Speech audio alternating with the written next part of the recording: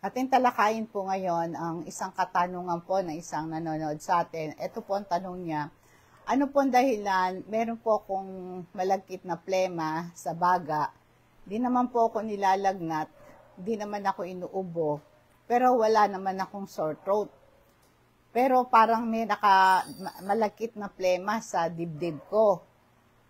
Di naman masakit ang lalamunan ko.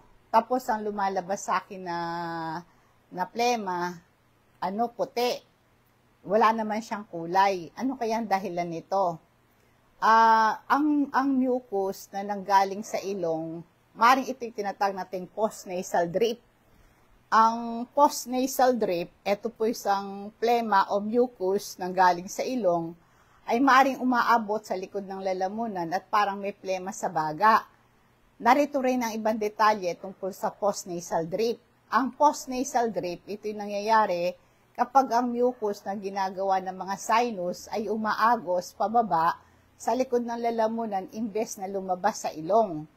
Ang mga sinus, ito yung mga air-filled cavities na matatagpuan sa loob ng buto ng iyong bungo.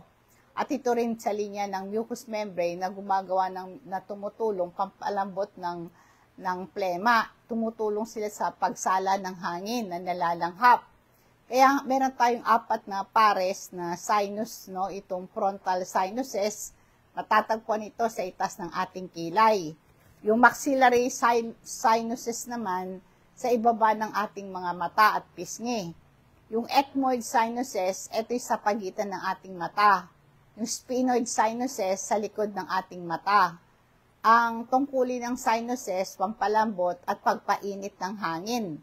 Tumutulong ang sinus sa pagpapainit at pampalambot ng hangin na ating nalalanghap, pinoprotektahan na ating baga mula sa tuyo at malamig na hangin. At nagpapagaan ito ng ating ulo. Tumutulong ang sinus sa pagpabawas ng bigat ng ating ulo.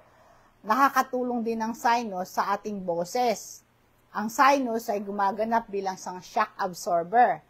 Pinoprotektahan ng mga delikadong structure ng ating utak at mata. Pag meron kang sinusitis, namamaga yung sinus, kadalasan dahil sa virus or bacteria. Meron tinatawag na sinus headache, pananakit ng noo, pisngi at pagitan ng ating mata. Ang postnasal drip, ito'y pagtulo ng mucus sa likod ng lalamunan mo, maring ang dahilan dito ay may sinusitis ka. Ang pagkakaroon po ng plema, maaring maranasan din ang pag-ubo, lalo na sa umaga, pananakit ng lalamunan at paglir ng lalamunan. Maring ikaw, kaya rin meron kang ubo, pero wala ka naman lagnat, maring ang dahilan nito may allergy ka. Halimbawa, nakalanghap ka ng pollen, alikabok, mga balahibo ng mga hayop. Tumataas yung nagkakaroong allergy, tumataas ang production mo ng mucus. Kaya nga yung sinusitis mo, namamaga yung sinus, magdudulot din ito ng pagdami ng plema. Ang viral infection, ang mga sipon at trangkaso, maaaring maging sanhi ng postnasal drip. Ang ilang kaso, ang bacteria ay maaaring maging sanhi ito ng infection ng sinus, magdudulot dito ng postnasal drip din. Dapat mong gawin, minom ka ng sapat na inumin na tubig para umimpis yung makapal na plema. Ang ilang mga gamot na maaaring magdulot ng pagtuyo ng ilong at lalamunan, may mga gamot na nagpapatuyo ng plema. Kaya pwedeng magpalala sa postnasal drip mo. Pwede kang mag-take ng over-the-counter na gamot, mga decongestant, antihistamine, mga saline nasal spray, makakatulong pagbawas ng production mo ng mucus. Tsaka pag inom mo ng maraming tubig, pag inom ka ng maraming tubig, umiimpis yung plema at mag-gargle ka rin ng warm water. Makakatulong po ito para maalis yung mucus sa lalamunan. Isang basong tubig na maligamgam, lagyan ng kalahating kutsarita ng asin, kalahating kutsara ng suka, kalahating kutsarita ng baking soda. Gawin mo itong pangmumog para maalis yung mucus sa lalamunan. Pwede ka rin gumamit ng humidifier upang magkaroon po ng moisture sa hangin mo. Iwasan mo yung mga iritan tulad ng usok sa sigarilyo at mga pollutant. Mag-take ka ng vitamin C Super B complex para lumakas ang iyong immune system laban sa infeksyon. Ito'y antioxidant panlaban sa free radical. At ang ating pong vitamin C Super B complex tumutulong sa pagsuporta ng production ng collagen. Ito isang uri ng protina para kalusugan ng ating baga, balat at connective tissue. Kaya kung ikaw ay pagod, kulang sa tulog, very stressful ang buhay mo, mag-take ka ng vitamin C at Super B complex para lumakas ka at saka magkaroon ka ng enough na production ng red blood cells para magdala ng oxygen sa buong katawan para wag kang manghina at manglata. Kaya kung meron kayong pong mga plema, mahinang katawan nyo, pampalakas ng ating immune system, mag-take po kayo ng vitamin C Super B complex. Ito yung mga water-soluble vitamins. Once a day lang naman ito iniinom, 30 minutes bago kayo mag-almusal. Effective ito pag hindi ka pa kumain. Yung pagkakaroon po ng malagkit na plema sa baga na walang lagnat o ubo o sakit ng lalamunan, maring ang dahilan po nito ay, nasabi ko na po sa inyo kanina, mga allergy, di ba? Kasi po pagka may allergy ka, dumadami talaga yung mucus pag nakalantad ka at very sensitive ka dyan. Ang ating immune system, maglalabas siya ng histamine, ito'y chemical sanhi ng pamamaga. At maring magdulot ito ng production ng maraming mucus. Maring umabot ito sa lalamunan, maging sanhi ng pag-ubo, pakiram mayroong plema ka sa baga. Ang karaniwang simptoma po ng allergy, baradong ilong, pamamaga ng ilong, at bahing ng bahing. Kaya po yung histamine, ito'y nagpapasigla sa nerve sa ilong nyo, naging sanhi ng pagbahing mo. Minsan nakakarating pa to sa mata, maring magdulot ng pangati at pamumula. Kaya nga po yung pagkapagod ka, mina immune system mo, naapektado ka lagi ng allergy, lalo maalikabok sa lugar niyo, at meron po kayong alagang aso, pusa at mga daga. Naku, may daga sa bahay. Mga amag din. Merong mga lugar na inaamag sa lugar ninyo, maaring yung amag na yan, nalalanghap ninyo, ay nakaka-cause ito ng pagkakaroon ng plema, allergy nga. Yung mga pagkain tulad ng mga nuts, mga shellfish, mga itlog, ito'y pwedeng mag-cause ito ng allergy din. Kaya ngayon, kung tingin mo meron kang allergy, mahalaga, magpa-check up sa doktor para ma-diagnose ka, para ma-recommenda nila yung antihistamine para mabawasan ang production mo ng mucus, diba? Alam mo, meron tayong bagong supplement, yung aloe vera. Meron itong 20 amino acid, nagpo-promote din ito ng magandang buhok, magandang balat. Ito po ay doon sa ating digestive system, tumutulong ito sa proper digestion. Tumutulong din ito sa kaso ng constipation, acidity, and liver weakness. Ang aloe vera natin para siyang gelatinous or oily substance na pampigil ito ng pamamaga at para hindi magkasugat kung acidic ka, hindi ka magkaroon ng irritation. Kung meron kang problem sa digestive system mo, acidic ka, may acid reflux ka, hindi ka natutunawan, mag-take ka ng aloe vera. Ang aloe vera po isang miracle plant, meron 75 active vitamins, enzyme, mineral, sugar, ganon. Kaya very useful ito sa mga mayroong acid reflux. Kaya kung meron kayong acid reflux, nice yung masolve po yan, ay tapos inuubo ka, alam mo pag may acid reflux ka, ubo ka rin ng ubo. Yun din ang dahilan. Hindi lang po dahil sa allergy, kaya ka inuubo. Kaya kung kayo po ay inuubo, wala kang lagnat, tapos wala ka namang allergy. Yung mga nasabi ko kanina, wala ka namang allergy, di ba? I-try mo na baka ang iyong pag-ubo-ubo, dahil sa acid reflux mo nga. Alam mo, nakakaganhawa po yung ating crystal oil, pampaginhawa ito ng sakit ng lalamunan, pamamaga ng kalamnan, sa arthritis, sakit ng ulo. Maganda po ito, pamparelax ito, pampatulog. Yung aroma niyan, pampatulog. At ito po'y magandang makatulong para makahinga ka. Maganda to sa digestive system mo, kapag kinakabag ka, masakit ang tiyan mo, nasusuka ka para makontrol ang pagsusuka mo. Maganda rin po yung ating crystal oil sa mga lamok para hindi ka kagatin, lalo na marami pong mayroong mga biktima ngayon ng dengue. Para hindi ka kagatin ng lamok, ay magpahid ka ng crystal oil, hindi ka kakagatin. Ay isa ring supplement po natin yung activated charcoal. Kulay itim ito, galing ito sa baon ng niyog o sa kahoy. Antibacterial properties ito, pumapatay ng mga bakterya sa bituka mo. Nababawasan ng pamaga. Kaya kapag kakapoy na food poison, maganda po na mag-take kayo ng activated charcoal. Tapos na overdose ka sa gamot. Pang-control ito sa diarrhea kasi sinisip-sip ng activated charcoal yung mga excess na likido sa bituka. Kaya pang-control ito ng pagtataeg. Giginhawa ka sa kabag mo, sa acidity mo, sumisip-sip ito ng gas at toxin sa bituka, nakakabawas ng gas and bloating. Pampabango din ito ng hininga. Kung bad breath ka, para mawala yan, mag-take ng activated charcoal.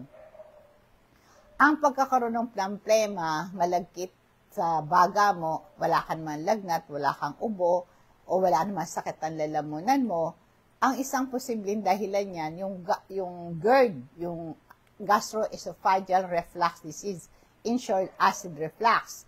Ang acid mula sa tiyan ay maaring umaakyat sa lalamunan at nagiging sanhi ng pag-ubo at paglikha ng mucus. Kaya po, ako po may acid reflux ako. Pag sinumpong ako ng acid reflux, pag umabot yun, kasi nga po yung pag meron kang acid reflux, yung acid mula sa tiyan, umaakyat sa lalamunan. Kaya naging sanhi ito ng pag-ubo.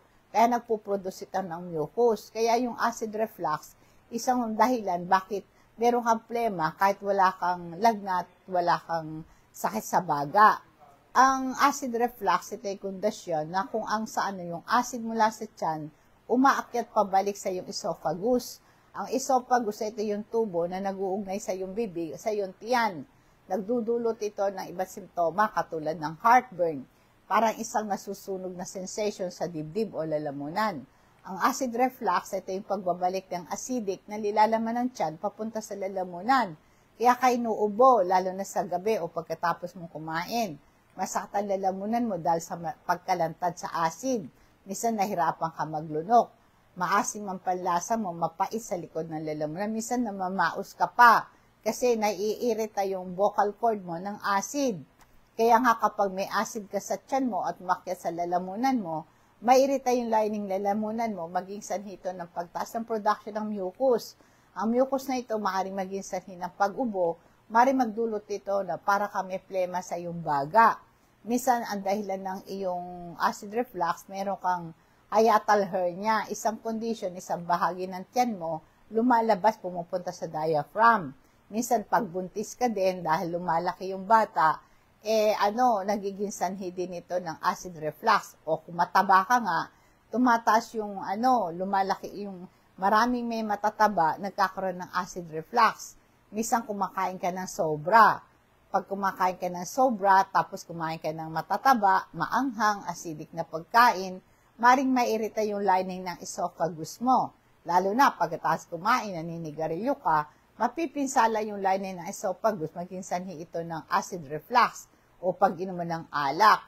Kasi pag miinom ka ng alak, ay nagiging dahilan din ito ng pag-akyat ng acid sa iyong esophagus. Kung tingin mo na meron kang acid reflux, tapos may ubo ka, wala ka man lagnat, tapos yung dunudura mo ay puti at wala namang kulay berde, ay nire-recommenda po na magpa-check up kayo sa doktor para maiwasan tsaka yung mga pagkain na dapat yung iwasan. Alam nyo, yung ating bagong supplement, yung flaxseed oil. Yung flaxseed oil, isang popular na dietary supplement na nagbumula sa buto ng halaman flax. Ito ay puno na mahalagang nutrients lalo na sa, para bang ito po ay isang uri ng good acid, fatty acid. Ang benepisyo po ng flax oil, maganda to sa kalusugan ng puso. Nababawasan ang panganib sa sakit sa puso at ang flax oil makakatulong sa pagbaba ng presyon ng dugo, pagbaba po ng iyong kolesterol. Ito po yung pampaalis ng bara o ng daluyan ng dugo. Ito po isang uri ng fatty acid na nakatulong sa pagpabuti ng daloy ng dugo, binabawasan ang panganib sa atake sa puso, stroke. Kaya maganda rito sa kalusugan ng digestive system mo. Maganda rin ito sa acid reflux. Magandang kung kayo po ay constipated, ang flax oil, makakatulong sa pampalambot ng dumi, pampalakas ng regular na pagdumi. Kung constipated ka, maganda mag-flax oil ka. Pinakamuhusay po sa kalusugan ng bituka, yung flax oil. Ang flax oil ay nagpapagaling nagpapaganda ng good bacteria sa bituka mo. Ito yung maganda sa iyong digestion. Ito rin po ay maganda sa menopause. Ang flaxseed oil, ay makakatulong sa hot flashes at night sweat. Maganda to sa kung kayo po ay meron kayong irregular menstruation, meron kayong PCOS, meron siyang anti-inflammatory properties. Makakatulong ito sa pagbawas ng pamamaga. Meron kayong pamamaga sa balat tulad ng eczema at acne. Ang flax oil, nakakatulong din po ito pampaganda ng ating balat. Mababawasan ang panganib sa ilang cancer, minumungkahi po sa pag-aral. Ang flax oil ay maganda po ito sa ating utak. Maganda rin to sa ating function ng ating brain.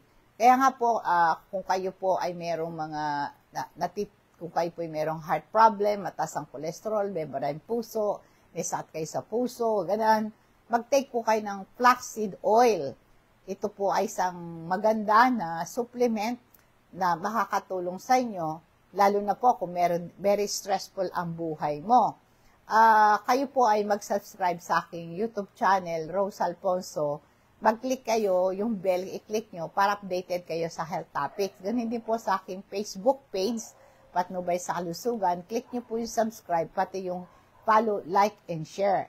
Ito po ay malaking katulong sa pangunawa nyo sa iba't ibang uri ng karamdaman. Kung may mga katanungan kayo, i-discuss po natin dito sa ating program, tulad po itong ating listener na si Eva, na meron siyang ubo, meron siyang, hindi naman siya nilalagnat, pero naninikip ang dibdib niya dahil sa plema. At saka gawin mo din, inom ka ng maraming tubig, mga mainit na tubig, ayan. Tulad nito, mag-inom ka ng hot water. Maganda yan kung meron kang acid reflux. Ipaalam nyo po sa akin yung pangalan nyo, yung address nyo, yung CP number nyo, kung gusto nyo magpa-deliver ng ating health product. I-deliver po yan ng LBC, cash on delivery. I-charge po sa inyo ang shipping fee. Darako po tayo sa ating food for thoughts. Philippians 4:13. Ang sabi, I can do all things through Christ who strengtheneth me. Ito pong verse na ito nagsasabi, lahat ng bagay ay magagawa mo doon sa nagpapalakas sa iyo. Ang pananampalataya po ni Pablo, ang kanyang kakayanan ay binibigyan ng lakas galing sa Diyos. Sa hamon ng buhay, ang sabing ganon, ang humihingi siya ng lakas mula sa Diyos, hindi sa sarili niya. Mahalaga na magpalakas tayo sa Diyos.